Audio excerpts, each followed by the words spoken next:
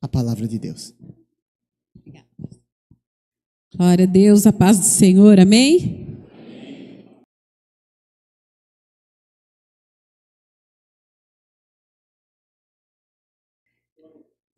Glória a Deus. Gostaria que os irmãos abrissem comigo Provérbios, capítulo 1.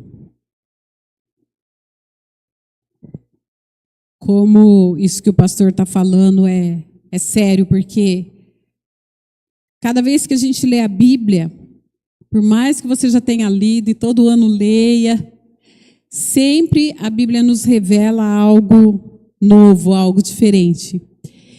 E a semana passada eu estava fazendo a minha leitura e eu me deparei com Provérbios, já bastante lido e relido, mas com algo diferente dessa vez que o Espírito do Senhor me mostrou. Então eu quero ler com vocês Provérbios 1, o versículo 7 diz assim: O temor do Senhor é o princípio do conhecimento. Os insensatos desprezam a sabedoria, seu ponto de partida e sua essência, e a instrução. E falar sobre sabedoria é algo sério, porque sabedoria é algo que tem faltado muito nos dias de hoje. Sabedoria para ser assertivo nas palavras, sabedoria para ter ética, sabedoria para ter valores espirituais, sabedoria para educar filhos, sabedoria para manter um casamento nos dias de hoje, porque parece que é mais fácil largar, separar, do que resolver, do que abrir mão de algo. Então, sabedoria é algo que nós precisamos cultivar todos os dias da nossa vida. E quando nós lemos o livro de Provérbios, ele fala muito sobre sabedoria, sobre conhecimento, porque sabedoria, quando você vai lendo e entendendo, não é uma emoção, sabedoria não é um pensamento, não é um sentimento, sabedoria é uma pessoa. E é a própria pessoa de Cristo. E quando a gente para pensar e lendo cada versículo, e você vai vendo, porque a Bíblia diz em Provérbios que antes, quando Deus já estava fazendo a criação, antes de tudo, a sabedoria já estava lá. O próprio Cristo estava lá. E quando nós olhamos em Isaías 11, 2, quando fala sobre os 7 Espíritos do Senhor, lá está a sabedoria.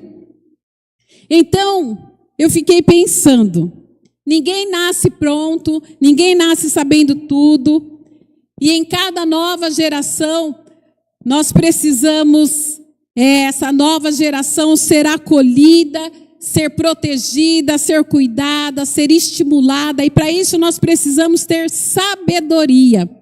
Sabedoria para ensinar, sabedoria para ser uma essência.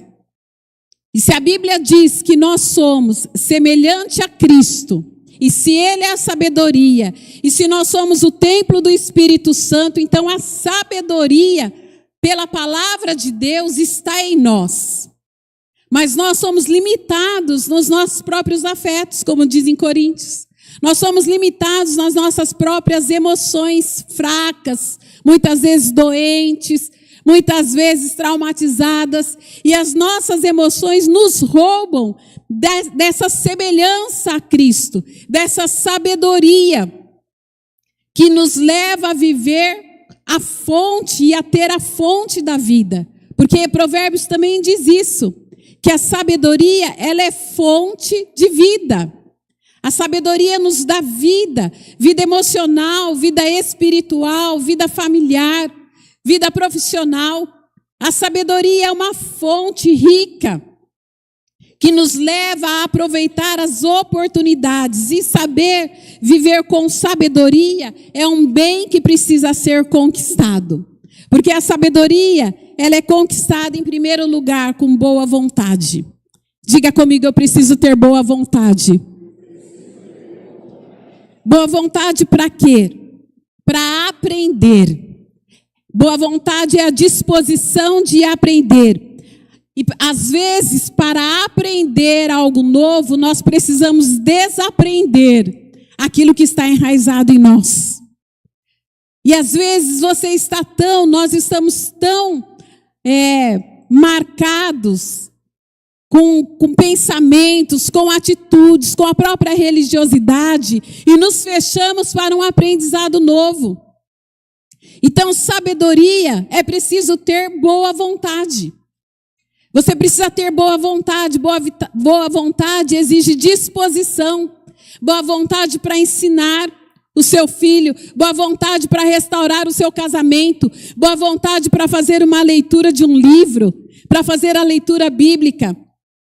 Boa vontade para fazer uma atividade física que eu preciso ter muita boa vontade para isso, que eu não gosto.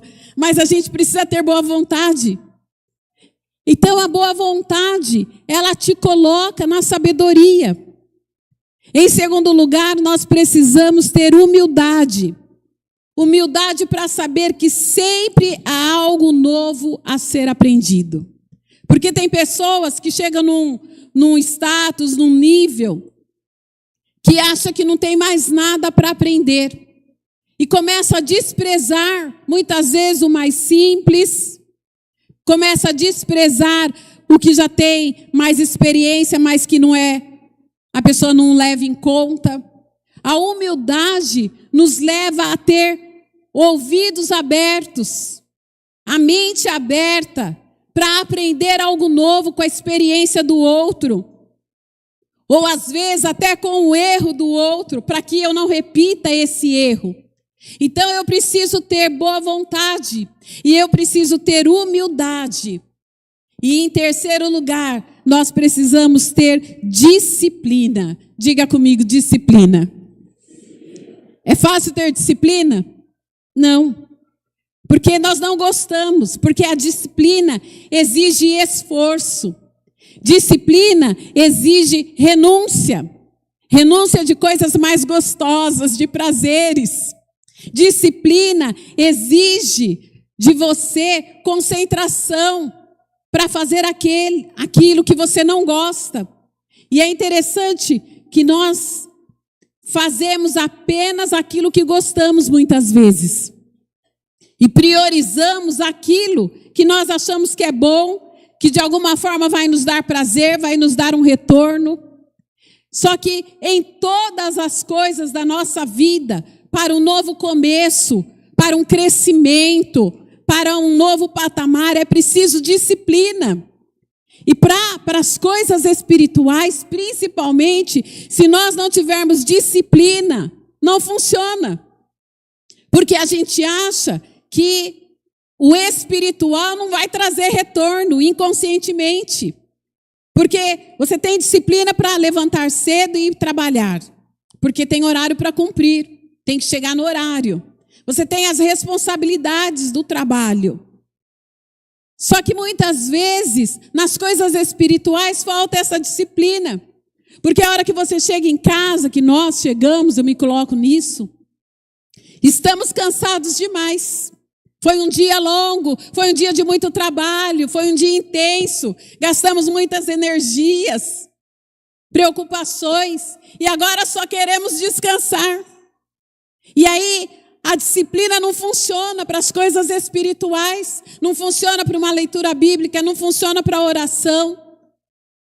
E muitas vezes, o nosso eu, a nossa vontade, vai falando. Por isso que a Bíblia fala, não há limites em nós. Mas estamos limitados nos nossos próprios afetos, nas nossas próprias emoções, que nos rouba daquilo que é primordial. Então, a disciplina como fonte de vida é um treinamento de boa vontade, um treinamento de humildade e um treinamento de disciplina. Agora, o quanto nós estamos prontos para mudar e para adquirir esse tipo de sabedoria? Porque muita gente se acha sábio demais. Muita gente está no patamar de que não há mais nada a aprender. E na vida nós passamos várias fases, onde nos relacionamos. Cada fase, nós nos relacionamos com pessoas. nos relacionamos com os nossos familiares, nos relacionamos com amigos, nos relacionamos com colegas de trabalho. E é no dia a dia e nesses relacionamentos, nessa troca de relacionamentos, é que nós vamos experimentar e vamos ver como que está a nossa disciplina. Então, os nossos relacionamentos, eles nos dão um nível da nossa sabedoria. Eu falei disciplina, né? É sabedoria. Os nossos relacionamentos, eles medem o nível da nossa sabedoria. Porque muitas vezes nós sabemos nos relacionar dentro da igreja.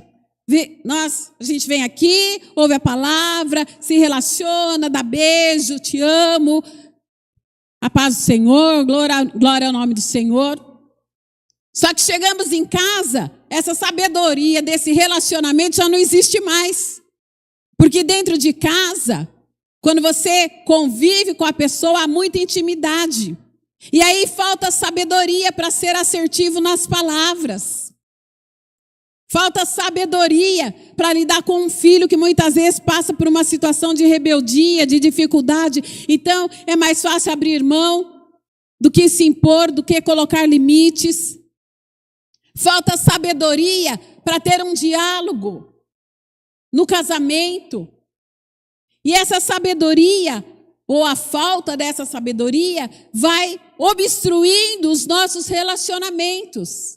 Relacionamentos familiares, relacionamentos com colegas, relacionamentos no trabalho, e vai faltando. E você vai abrindo mão daquilo que é a fonte de vida, que é a presença de Cristo na sua vida, porque sabedoria está lá.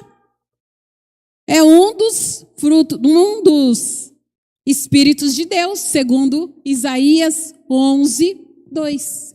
Então, como que seria uma pessoa com sabedoria? Quais são as características, de uma pessoa que tem sabedoria? A pessoa que tem sabedoria, ela é ativa, ela é disponível, ela é amável, ela é uma pessoa que tem compaixão, é uma pessoa que tem empatia, é uma pessoa que é gentil, é uma pessoa que é amável, feliz. Essa pessoa não é reativa, ela não é grosseira, ela não é procrastinadora. E quando nós olhamos, tem faltado muito dessa sabedoria na nossa vida. Então nós precisamos falar: Senhor, se a Bíblia diz que eu sou semelhante a Cristo, porque Deus fez o homem segundo a sua imagem e semelhança. Se a sabedoria é um Espírito de Deus, então, Senhor, me enche dessa sabedoria, porque está faltando na minha vida, em algumas áreas, e eu preciso estar com a minha mente aberta e o meu coração aberto para me autoanalisar e identificar o que está faltando na minha vida para que eu possa ser melhor. E aí em Provérbios nós temos uma direção básica de sabedoria como fonte de vida, que promove ética. O que é ética? Ética nos nossos comportamentos, são ações comportamentais dentro de cada área da nossa vida. Então eu preciso ter uma ética, são valores que eu acredito como bons. Eu preciso ter uma ética familiar, para que os meus filhos vejam em mim uma influência positiva. Eu preciso ter ética familiar para que as pessoas olhem e vejam que o meu casamento é abençoado, que o meu relacionamento é abençoado, que eu tenho autoridade para falar sobre isso, porque isso faz parte da minha vida. Eu tenho que ter ética profissional para não ser corrompido pelos convites, pelas ofertas, pelas oportunidades, porque tem faltado ética profissional, tem faltado ética diz respeito a caráter, tem faltado caráter, de honestidade, de simplicidade também. Tem faltado ética nos relacionamentos, porque uma hora você está amando e na hora seguinte você está odiando. Uma hora você está convivendo, falando bem, e no momento seguinte você está falando mal, você está vendo os defeitos. Então tem faltado ética. E Provérbios fala sobre isso, sobre a sabedoria que traz essa ética em cada área da nossa vida. Provérbios fala da sabedoria como uma fonte de vida amorosa. Então tem faltado amor na nossa vida muitas vezes. Nós amamos quem é conveniente. Nós amamos quem pensa igual a gente. Quem tem os mesmos gostos. Quem tem, né? É fácil amar pessoas assim, é ou não é? Que concorda com você, que tem o mesmo tipo de pensamento, que gosta das mesmas coisas. Difícil é você amar aquele que não tem afinidades dessas questões, aquele que não concorda com você, aquele que tem um pensamento diferente. E quando nós éramos pastores, estávamos à frente de igreja e o Valceli era bispo, então a gente cuidava de várias igrejas. Eu falava sempre para as pastoras o seguinte: fácil é conviver com quem está do seu lado e concorda com tudo que você fala, mas difícil, o nosso grande desafio é conviver com os opositores. Porque dentro da igreja tem, não tem, pastor? Tem aqueles que se levantam para falar mal, para questionar o que você quer fazer, para boicotar as coisas e os planos que a gente faz. E difícil é conviver com esses. Difícil é você amar esses e mantê-los junto. E esse é o nosso grande desafio, não só como pastores, mas como pessoas. Difícil é amar o filho que é rebelde, que se opõe a você, que responde, porque cada vez mais isso tem acontecido. Difícil é conviver com a pessoa no trabalho, que tudo que você faz pega no seu pé, e que parece que quer puxar o seu tapete. Então é preciso de sabedoria para ter esse amor que constrói, que edifica e que te coloca na liberdade. Não te deixa aprisionado na emoção, na tristeza, na murmuração, na humilhação, no sentido de vitimismo. Mas quando você tem essa sabedoria, você é livre para amar, você é livre para entender, não que você aceite, não que você concorda, mas você continua vivendo, sabendo que maior é aquele que está com você. Então nada é difícil, tudo é possível. É possível porque com a sabedoria de Cristo, eu sei lidar com todas as situações, eu não me perco. E a sabedoria de Provérbios, ela é produtiva. Ela nos faz produzir. Não é uma sabedoria humana que você produz em alguns momentos, em algumas áreas. Não, você está sempre produzindo. Você produz mais vida espiritual, você produz mais ética, você produz mais crescimento, você deseja mais, você produz mais relacionamentos, mais amizades. Tudo na sua vida produz. E isso é bíblico, porque a palavra de Deus fala que aonde colocarmos a palma das nossas mãos, prosperará. Então, por que tem havido tanta sequidão? Se a palavra de Deus diz isso. A palavra de Deus diz que aonde eu pisar a planta dos meus pés, Deus me dará por herança. Mas por que aonde eu piso parece que mingua? Porque tem faltado sabedoria produtiva. Então há tantas coisas que nós aprendemos, mas nós só começamos a ser sábios quando levamos Deus em conta. E esse é o segredo. Diga, eu preciso levar Deus em conta. Só quando levamos Deus em conta é que essa sabedoria começa a se manifestar. Porque Ele é o fundamento de tudo. Quando nós queremos andar segundo a nossa própria vontade, segundo a nossa própria sabedoria, a nossa guerra já está determinada como falência, como perdida. Comece a considerar Deus. Considere Deus na sua família. Considere Deus no seu casamento. Considere Deus na sua vida profissional. Considere Deus nos seus relacionamentos. Considere Deus ao levantar e considere Deus ao deitar. Considere Deus no seu caminhar. Considere Deus quando você for falar mal. Considere Deus quando você for julgar. Considere Deus quando passar um pensamento lascivo na sua cabeça. Considere Deus quando você estiver numa internet. Nós temos vivido o tempo da pornografia como nunca. Então considere Deus quando essas coisas começarem a te assombrar, te atentar. Te tentar. Considere Deus no seu dia a dia. Porque quando nós começamos a levar conta em Deus e considerar a palavra e aquilo que Ele é e aquilo que nos ensina, tudo muda. Nós saímos daquele ponto zero e nós caminhamos para um ponto mais elevado em cada área da nossa vida. Começamos a produzir mais. Considere a fazer uma leitura bíblica anual. Que maravilha!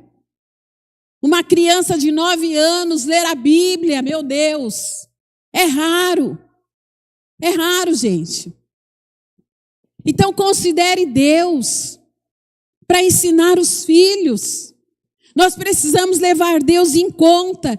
E ali no Provérbios 1, versículo 7, diz que os insensatos desprezam a sabedoria, menosprezam a instrução e a palavra sábia. E esses insensatos são arrastados para a irresponsabilidade da sua insensatez, da sua ignorância, da sua insensibilidade diante de Deus e do mundo. A insensibilidade com a natureza. A gente vê, eu fico indignada, Mel, mais ainda. Quando nós estamos andando numa pista ou na rua e alguém do carro da frente joga uma latinha fora do carro, uma garrafa. Isso é insensatez, isso é ignorância, é estupidez. Porque tem faltado sabedoria em relação à natureza, mas em relação às pessoas também. Então, Senhor, eu preciso de mais sabedoria. Faz parte do 7 Espíritos de Deus, sabedoria, conhecimento, discernimento, fortaleza, conselho. Desde pequeno, quando minhas filhas eram crianças, elas iam para a escola. E quando a gente deixava na porta da escola, a gente falava que o 7 Espíritos do Senhor seja sobre a sua vida. E a gente declarava que esses 7 espíritos estavam sobre ela, sobre elas. Eu gosto muito de Isaías 11:2. E aí, lá em Provérbios 30, eu quero que você abra comigo, Provérbios 30.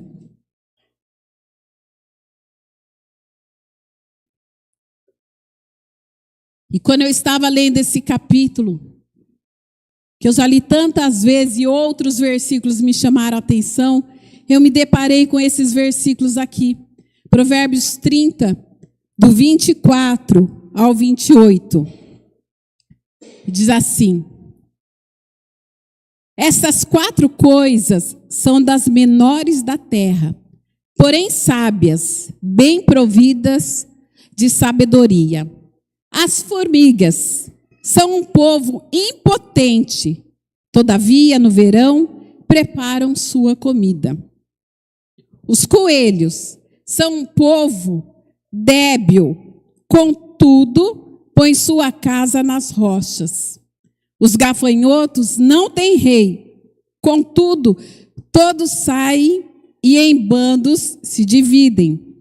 E a lagartixa, que se apanha com as mãos, está nos passos reais. Meu Deus. Falei, gente, que esses bichos têm a ver com sabedoria? Eu nunca tinha estudado isso. Alguém já estudou esses animais? Já estudou, pastor? É? Falei, gente, tem alguma coisa aqui nesses bichos aqui. Por que palavra de Deus está falando sobre isso. E ele começa falando no 24, coisas bem pequenas na terra que são sábias. Então, Salomão, que é o sábio aqui que escreve Provérbios, ele apresenta uma organização social desses insetos e desses animais que são irracionais. E ele está nos levando a fazer uma comparação, a relacionar a atitude desses insetos e animais irracionais com nós, seres humanos, que somos seres racionais.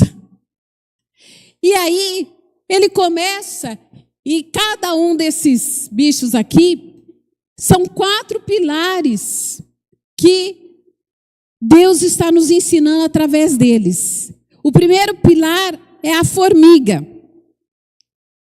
E aí, é a sabedoria da preparação. Eu estava estudando um pouco sobre esses animais, sobre cada um, e o que Deus está nos ensinando através desses animais. Se falar de sabedoria, eu já falei um monte aqui, tem muitos pilares, mas 4 que estão nesses animais.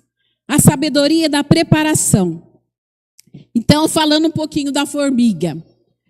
As formigas são insetos caracterizados por alta organização em colônias. Sabe do que eu me lembrei, gente? Ai, como que a nossa mente é, né? Eu me lembrei quando eu era criança e assisti o Sítio do Pica-Pau. Quem assistiu o Sítio do Pica-Pau Amarelo? E teve uma série que falava da colônia das abelhas. Vocês lembram disso? E falando da formiga, e quando eu estudei das colônias das formigas, me levou lá no Sítio do Pica-Pau Amarelo. E eu fiquei relacionando. Olha que coisa incrível. Como a gente não esquece de coisas, né? Então, elas vivem em colônias. Elas têm divisão de tarefas. As rainhas trabalham como reprodutoras. Tem as operárias que fazem o forrageamento e o cuidado da colônia. Tem os soldados, as formigas soldados, que representam as defesas dessa colônia. E elas têm corpos divididos em cabeça, tórax e abdômen. E um exoesqueleto rígido. Possuem 6 patas, mandíbulas fortes, antenas sensoriais e 2 estômagos. Olha que coisa! 2 estômagos, um para o seu uso próprio e o outro para compartilhar alimento, que é chamado de trofalaxia. E as formigas são conhecidas por sua super força, alta capacidade de adaptação e comunicação via feromônios. A formiga ela pode carregar até de 10 até 50 vezes a mais o seu peso. Olha como é interessante. E a gente olha uma formiguinha, né? O que a gente faz? Ontem o Isaac, sexta-feira, a gente foi ali na praça de sexta-feira dos bancários, que tem a feirinha lá, e ele via as formiguinhas e ele queria matar todas as formiguinhas. E eu já tinha estudado as formigas, ai meu Deus, coitadinha das formigas, né? E teve uma época que viralizou um vídeo da formiguinha, quem lembra? O menininho, porque mataram a formiguinha. Vocês lembram disso? Que bonitinho o menininho, né? Como ele chorava de ver que a formiguinha foi morta. Então, como as formigas, nós somos estimulados a ver competência onde ninguém vê. As formigas, a gente olha para elas, são simples insetos, nojentos, perturbadores, né, que fica na nossa cozinha, não pode deixar nada lá que vem aquela carreirinha. Essa semana mesmo, a Celi já pôs veneno lá, que eu falei, já estão voltando.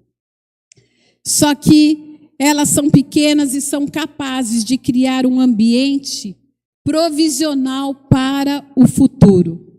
No verão, elas pegam comida, carregam, trabalham duro, para que, na época do inverno, elas tenham o que comer. Então, lá em Provérbios 6, olha o que diz. Provérbios 6, o versículo 6. Vai ter com a formiga, ó preguiçoso, Observa os seus caminhos e sê sábio. Ela não tendo superior nem fiscal, nem governante, no verão prepara seu pão, na cega ajunta o seu mantimento. Então, a formiga, ela não é preguiçosa. Por que nos falta sabedoria? Porque nós, muitas vezes, somos procrastinadores. Nós vamos empurrando aquilo que a gente não tem prazer em fazer. A gente vai empurrando, vai deixando. E quando chega no momento que não tem mais jeito, tem que fazer, você fica desesperado, faz correndo, fica sem dormir, passa a noite. E não vai ficar 100% se você tivesse feito antecipadamente. E muitas vezes nós temos preguiça para ensinar, preguiça para achar tempo. Então a formiga, ela trabalha hoje pensando no amanhã. Ela não vive o presente, mas ela se prepara para o futuro. Queridos, nós temos vivido numa época imediatista. Nós queremos tudo pronto, tudo pro agora. E não queremos parar para respirar, para ver o que é importante. Nós precisamos estar presente naquilo que fazemos. E nós andamos no ativismo da vida, na correria, que você não está mais presente nas coisas. Então a gente chega, a mulher trabalha, né, cansado, e tem todos os deveres de casa, e chega e faz uma comida lá de qualquer jeito, sem nem prestar atenção no que está fazendo. Vai lavar a louça, faz tudo correndo, pensando em outra coisa. Está com o filho, mas não está. Está com a família, mas não está presente, porque a cabeça está no trabalho, está no celular, está em qualquer coisa, mas não está presente. E esse ativismo, essa falta de presença naquilo que você faz, te leva ao estresse, te leva a um cansaço mental, físico, e não sobra energia para preparar o seu futuro, para ensinar o seu filho a ler a Bíblia, para construir uma vida espiritual dentro da casa, dentro da família, porque não sobra energia, não sobra energia física, não sobra energia mental. Há um desgaste, e nós não queremos parar. As pessoas sábias se preparam emocionalmente para que no dia da dificuldade, no dia mau, porque o dia mau existe, Efésios 6,13 fala desse dia mau. Então, se você não está preparado emocionalmente, o dia mau chega. O dia mau é o dia da crise financeira, é o dia da traição, é o dia do abandono, é o dia do luto. Quem não está preparado emocionalmente não consegue enfrentar. Cai, é como se passasse uma rasteira nele e ele tomba e não se levanta. Então, preparar o futuro é se preparar emocionalmente, espiritualmente. Esse preparo vem da palavra de Deus, da fé em ação, não só de conhecimento, mas de uma fé que é ativa. Uma fé que confia, que entrega, como diz o Salmos 37, entrega o teu caminho ao Senhor, confia. A gente entrega, mas não confia, e eu fico questionando que tipo de entrega é essa, que não confia. Então o coração vive angustiado, vive ansioso. E nós estamos sempre nesse processo de angústia, de ansiedade, de estresse. E a formiga, ela se prepara. É necessário preparar o futuro. Prepare o futuro da sua casa. Prepare o futuro dos seus filhos. No nosso caso, a gente tem que ajudar a preparar o futuro dos nossos netos. Que coisa boa. Eu adoro ficar com meus netos. Fico com uma dor na lombar louca, mas adoro. A gente tem que preparar o futuro para quando a gente não puder mais trabalhar. Preparar aquilo que a gente tem que pagar. A pessoa que não se prepara, ela é consumista. Ela age no consumismo, tudo que vê compra, porque ela tem um impulso. E esse impulso do consumismo é uma fuga para um vazio. Falta alguma coisa, então ela tem que descontar no consumismo, ou na comida, ou na bebida, ou na pornografia. E aí, não prevendo o futuro. O que acontece? Fica endividado. Gasta mais do que ganha. Vira alcoólatra. Fica viciado na prostituição, na pornografia. Porque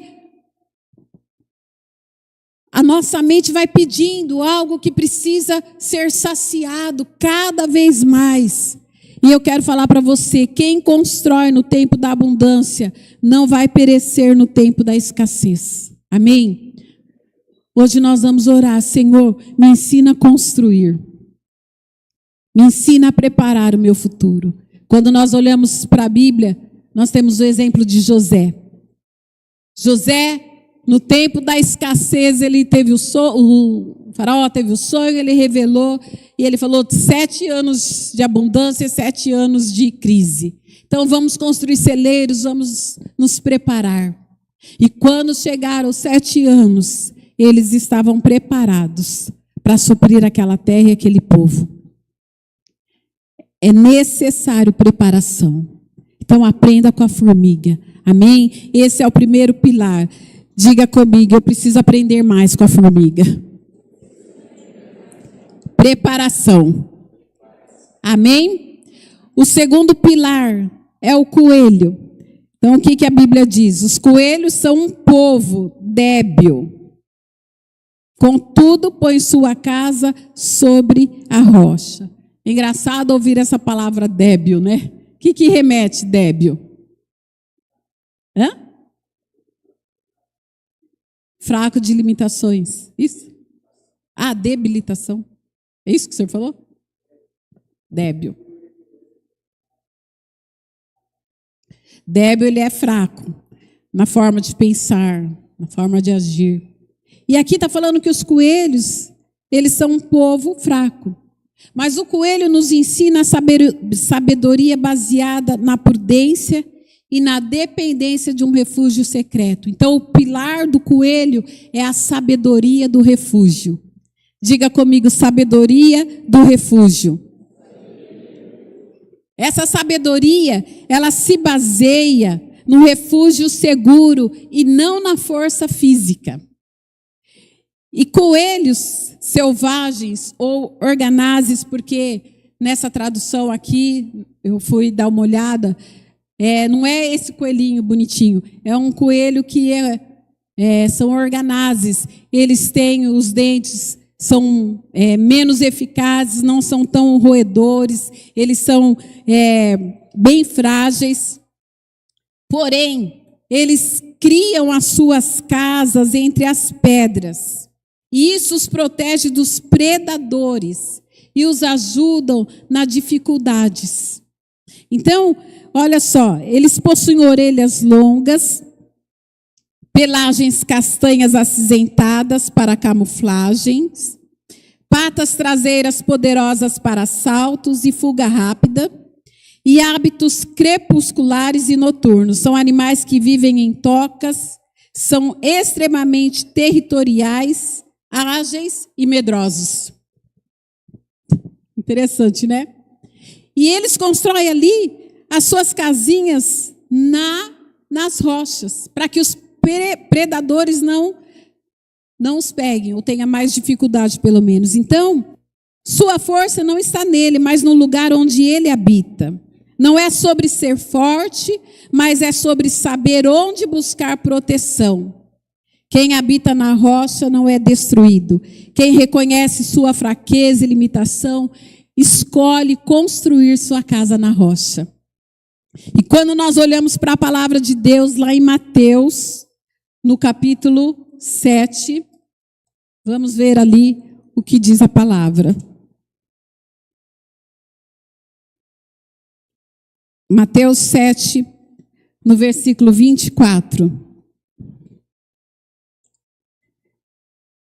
Diz assim: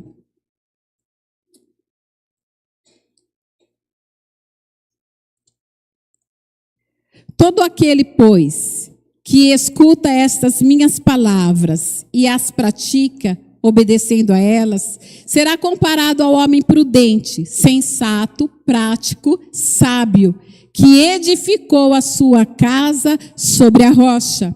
E desceu a chuva, correram rios, assopraram ventos e deram com ímpeto contra aquela casa. E ela não caiu, porque estava edificada sobre a rocha. Agora olha comigo Salmos 46. Salmos 46, o versículo 1. Diz assim: Deus é o nosso refúgio e fortaleza, socorro bem presente na angústia. Olha o que esses coelhos estão nos ensinando, que há um lugar de refúgio. E a palavra de Deus diz que o nosso Deus, Ele é o nosso refúgio. Então a nossa casa, a nossa vida, porque somos templo do Espírito, precisa ser construída sobre a rocha que é Cristo, sobre a palavra que nos guia, que nos dá direção, que ilumina os nossos caminhos. Precisamos construir a nossa casa edificados nas verdades dessa palavra, nos valores dessa palavra, nos valores daquele que é o nosso refúgio. E como nós temos sido corrompidos nesses valores, nos valores da palavra, abrindo exceções, nos moldando as coisas que estão no mundo, trazendo a normalidade para a nossa vida. Queridos, é tempo de viver a palavra. Ter o Senhor como refúgio é saber que Ele cuida no dia da tempestade, no dia da crise, é não abandonar, é continuar crendo, não importa o que eu estou vivendo hoje, importa o que a palavra me diz. E a palavra me diz que para mim haverá bom futuro e não será frustrada a minha esperança.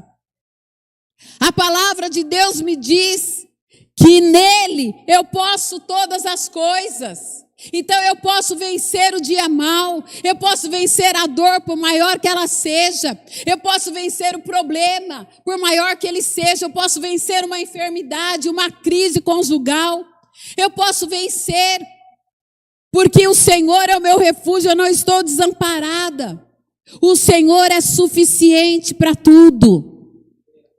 E eu tenho me perguntado, o Senhor tem sido suficiente na minha vida em todas as coisas? É preciso se fazer essa pergunta, o Senhor tem sido suficiente na sua vida? Ou você está precisando buscar atalhos? Atalhos para a vida financeira, atalhos para a educação de filhos, atalhos para a sua própria vida. O quanto Deus é suficiente para você. Porque tem cristão que tem buscado esses atalhos que o mundo oferece. Nós estamos vivendo num tempo terrível de traições, de adultério, de violência, de inimizades. Pessoas que estão dentro de igrejas, pessoas que conhecem ao Senhor, pelo menos na letra, não posso dizer de vivência.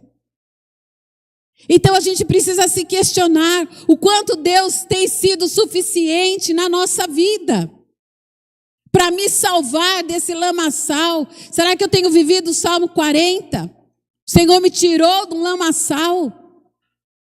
O quanto Deus tem sido suficiente para suprir as suas necessidades em todas as áreas, para suprir a solidão, para suprir o descontentamento, a indignação. Será que Deus é suficiente para te colocar num alto refúgio, numa proteção, mas o medo toma conta, a insegurança toma conta, tudo que o mundo oferece toma conta das nossas emoções, dos nossos comportamentos. E nós precisamos da sabedoria do coelho e falar: Senhor, Tu és o meu refúgio, Tu és a minha proteção. E hoje eu quero que você desperte-se para isso. Senhor, eu preciso fazer do Senhor o meu refúgio. Há preocupações, há tentações, mas como o Joãozinho pregou a semana passada, Deus sempre tem um caminho. Amém? Para aquele que faz do Senhor o seu refúgio. Então essa sabedoria do coelho, ela é fundamental. Deus precisa ser suficiente para tudo. E o terceiro pilar aqui, de Provérbios 30, no versículo 27. Os gafanhotos não têm rei, contudo todos saem em bandos e se dividem. Gafanhotos, eles são insetos herbívoros, possuem patas traseiras longas e fortes, que são patas adaptadas para saltos. Eles têm antenas curtas e corpo dividido em cabeça, tórax e abdômen. Suas asas são membranosas, possuem metamorfose incompleta, eles variam de verde ao marrom para camuflagem e podem formar enxames migratórios vorazes. Então, os gafanhotos, mesmo não tendo rei, mesmo não tendo um líder, eles avançam de forma organizada. Um gafanhoto só que aparece ali em casa, a gente pega, chuta ele, às vezes mata, mas um gafanhoto em bando, eles têm a capacidade de destruir uma colheita inteira. Eu fui ler todos os versículos da Bíblia que falam sobre gafanhotos. Gafanhoto sempre está marcando na Bíblia um tempo de juízo. Olha, eles estavam nas pragas, eles estão em Apocalipse, eles estão em Joel, sempre marcando um tempo de juízo, sempre marcando um tempo de destruição. Então, os gafanhotos, eles atacam e eles devoram, têm essa capacidade, mas onde está a força deles? Onde está a força deles, queridos? Na unidade, na comunhão, no vínculo que eles têm. Não precisa ter líder para falar, faça aqui, faça ali, não. Eles sabem que na unidade está a força deles. Então, o que nós aprendemos com os gafanhotos? Disciplina e cooperação coletiva. Diga comigo, a sabedoria da disciplina e da cooperação coletiva. Quando nós olhamos em Gênesis 2, no versículo 18, Deus cria o homem, Ele cria os animais, depois cria o homem e Ele fala, não é bom que o homem esteja só.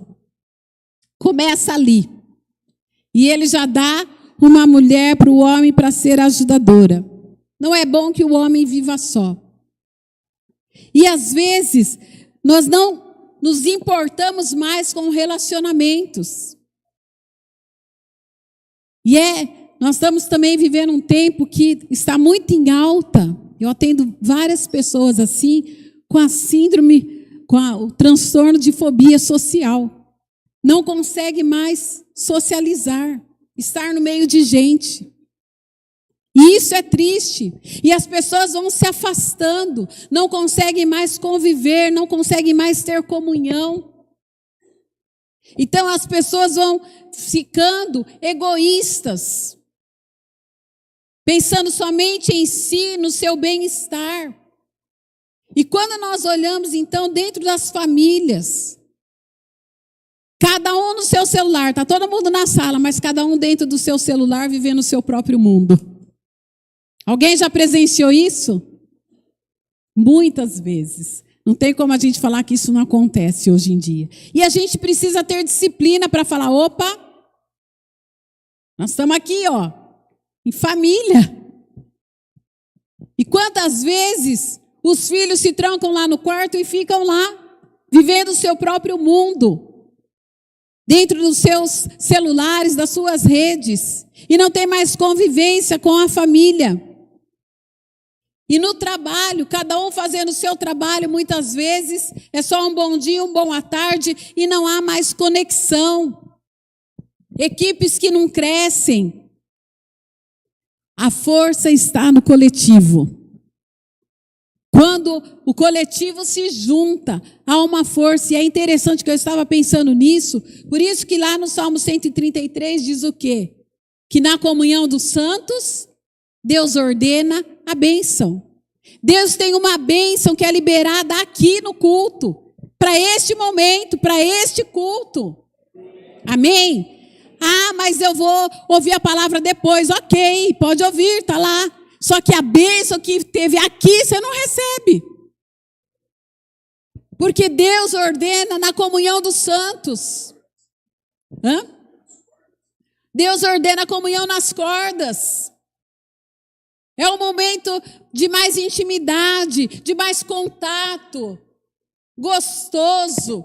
De partilhar a palavra, de rir, de brincar, de ter conexão.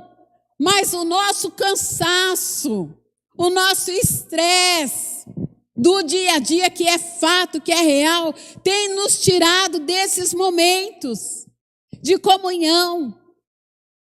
E aí você sofre muitas vezes um sofrimento sozinho, sem que ninguém saiba, sem que ninguém te ajude em oração. E às vezes está passando uma luta, que talvez conversando com uma pessoa íntegra, fiel, responsável, possa te ajudar orando, te ajudar dando um conselho. Mas o mundo tem feito isso, depois da pandemia então, há muito individualismo. A união cria a força, se una na sua casa, se una com a sua família. Amém? Tenha desejo de estar junto, tenha desejo de brincar junto, tenha desejo de conversar. Separe esse tempo, ensine os seus filhos a terem esse momento. Faça almoços. E proíba o celular na mesa. Na nossa casa, na mesa não tem celular. Porque é o nosso momento. É o momento de falar, é o momento de se alegrar, de saborear aquilo que foi feito. Então, há uma força na unidade. Nós não fomos criados para vivermos sozinhos. Há conquistas que só acontecem em comunhão, no coletivo. E nós precisamos nos abrir. E eu tenho pensado e falado sobre isso. Nós precisamos ser intencionais nos nossos relacionamentos. Porque se a gente não for intencional para adquirir relacionamentos novos, a gente fica só naquele ostracismo, naquele grupinho, naquele momento. Nós precisamos ser intencionais para conhecer pessoas, para amar pessoas, para desejar estar com pessoas. Então, abra sua mente. Viva também no coletivo, entenda a necessidade e, como diz ali, né? A sabedoria como fonte de vida. Porque todos esses pilares geram vida, geram alegria, geram libertação, geram paz. Então, a sabedoria é a fonte de vida. E o último pilar, que é a lagartixa. E até algumas versões, né, quando eu pedi para a Mel fazer a arte, passei o tema para ela. Ela falou, mãe, você viu que tem algumas versões que traz aranha? Eu nem tinha visto, porque as que eu pesquisei, todas falavam lagartixa. Depois que eu fui ver, algumas versões trata como aranha. Essa aqui está falando sobre lagartixa. E o pilar da lagartixa é a sabedoria da posição. Diga comigo, eu preciso assumir minha posição. Nós precisamos assumir a nossa posição. Que posição? Como filhos de Deus. Como testemunhas vivas do poder de Deus aqui na terra. Então eu preciso ser abençoado, eu preciso ser produtivo, eu preciso ser intencional nos meus relacionamentos, eu preciso ter uma família abençoada, eu preciso crescer, eu preciso aprender. Então, para eu aprender, eu vou estudar mais, eu vou fazer novos cursos, eu vou ler bons livros, eu vou andar com gente que me acrescenta, eu preciso disso. Então, Senhor, eu preciso assumir a minha posição para que o mundo olhe para mim e veja quem eu sou. Eu posso estar numa situação difícil. Eu posso estar passando por uma enfermidade. Eu posso estar passando por uma depressão. Eu posso estar passando por qualquer situação, mas eu sei quem eu sou. É diferente, mas a gente está tão enrolado com tudo que a gente já assume. Ah, eu tenho depressão. Ah, eu tenho qualquer enfermidade aí. Você já fala, ah, eu tenho. Não, você está com ela, você está passando por uma situação, não assuma como sua aquela enfermidade, mas declare a palavra de Deus. Então as lagartixas, elas nos ensinam que tamanho não é documento, como diz o ditado.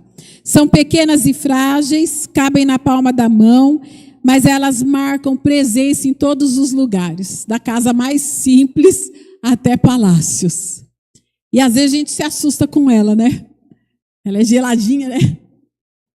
Eu lembro uma vez que eu fiz uma ministração de libertação e a menina tinha um trauma de lagartixa. Porque diz ela que morou numa casa sem forro e várias vezes caía lagartixa e ela sentiu gelado. Olha só como que a nossa mente capta, né, um trauma. E a lagartixa, ela está em todos os lugares. Mas qual é essa sabedoria? Do posicionamento. Ela pode ser pequena, insignificante, é fácil de matar, mas ela assume o seu lugar e ela mora até em palácios. Então, não é sobre o nosso tamanho, não é sobre o nosso título, não é sobre o que fazemos, mas é sobre o nosso posicionamento diante das circunstâncias. De repente, uma oportunidade se abre, mas se eu não estou no meu lugar certo, na minha posição emocional e espiritual certa, eu deixo aquilo passar, porque eu acho que é coincidência, porque eu acho que o medo me domina e eu não tenho coragem de assumir.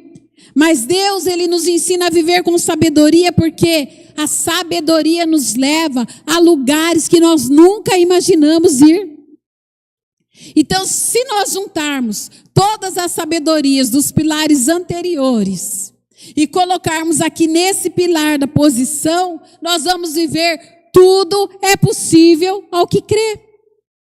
Então, não diz respeito simplesmente a uma única coisa, mas diz respeito a cultivar essa sabedoria. Diz respeito a enxergarmos o propósito de Deus na nossa vida.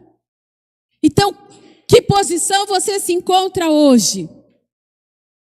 O nosso propósito de vida precisa estar alinhado com o propósito de Deus, com o objetivo de Deus para nós.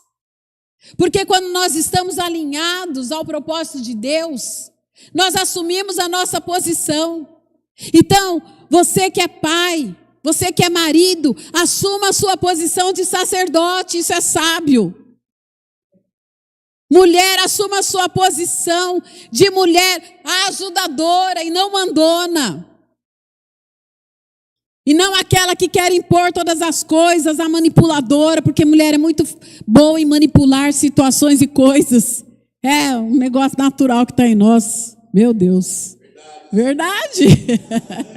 É verdade.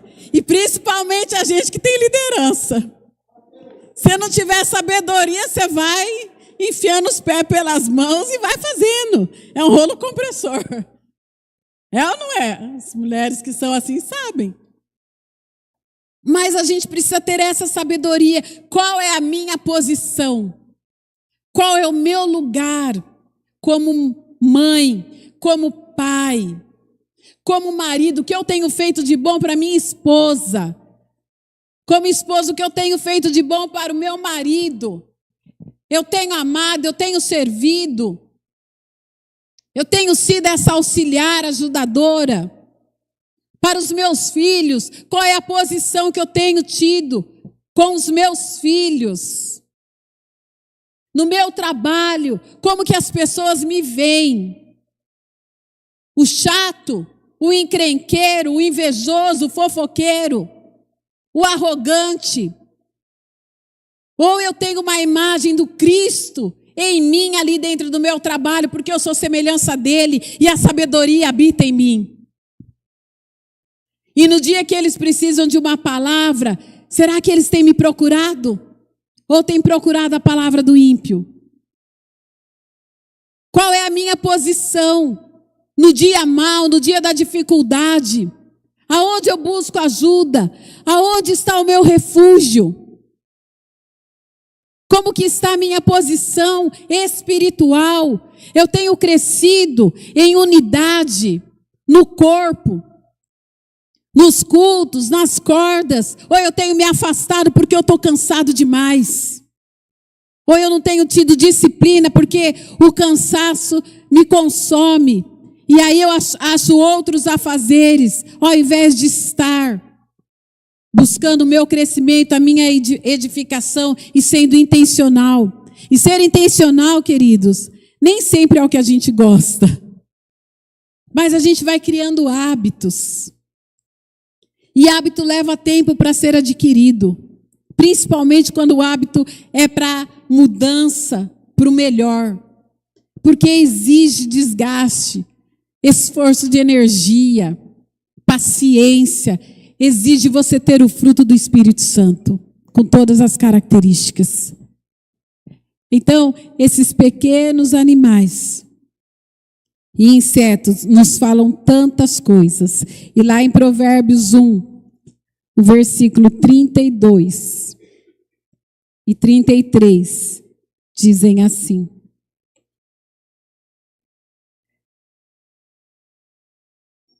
porque o desvio dos simples os matará, e a prosperidade dos insensatos, autoconfiantes, os destruirá. Mas o que me der ouvidos, a sabedoria, habitará em segurança e estará descansado do temor do mal. Amém? Olha que tremenda essa palavra. Aquele que busca a sabedoria de Deus estará descansado do temor do mal. Eu quero finalizar com Tiago, o capítulo 1, antes de nós orarmos, que eu gostaria de orar. Tiago 1, o versículo 5, diz assim: e se algum de vós tem falta de sabedoria, peça a Deus, que a todos dá liberalmente, e não o lança em rosto, e lhe será dada. Se algum de vós tem falta de sabedoria, peça a Deus, que a todos dá generosamente, sem reprovar ninguém, e lhe será concedida. Você vê que Deus não faz acepção de pessoas. Está faltando sabedoria? Nós vamos orar agora e pedir a Deus. Você acha que já tem suficiente? Ore e peça a Deus: Senhor, eu preciso de um pouco mais, para ser um pouco melhor. Porque amanhã eu quero ser melhor do que hoje.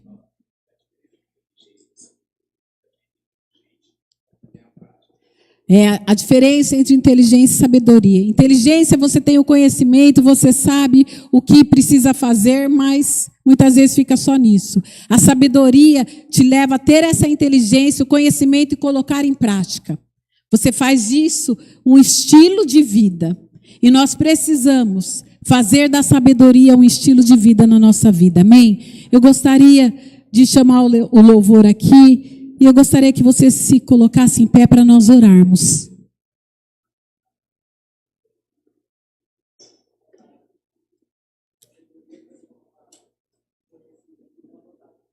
O pastor está falando aqui que a sabedoria transforma o conhecimento em uma vantagem.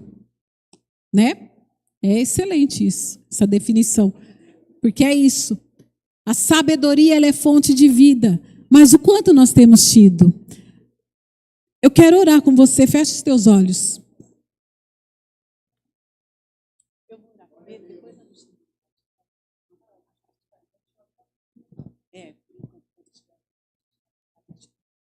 Comece a orar, queridos. Às vezes a gente tem dificuldade até para orar, até para aceitar que eu preciso ser mais sábio, que eu preciso ter disciplina. Eu quero que você ore e comece a pedir a Deus para te dar sabedoria para agir nas áreas da tua vida que tem faltado, para você ser melhor, para parar de dar desculpa, porque a desculpa é uma mentira que a gente inventa para não fazer aquilo que precisa ser feito. Então, comece a orar. São 4 pilares aqui. Sabedoria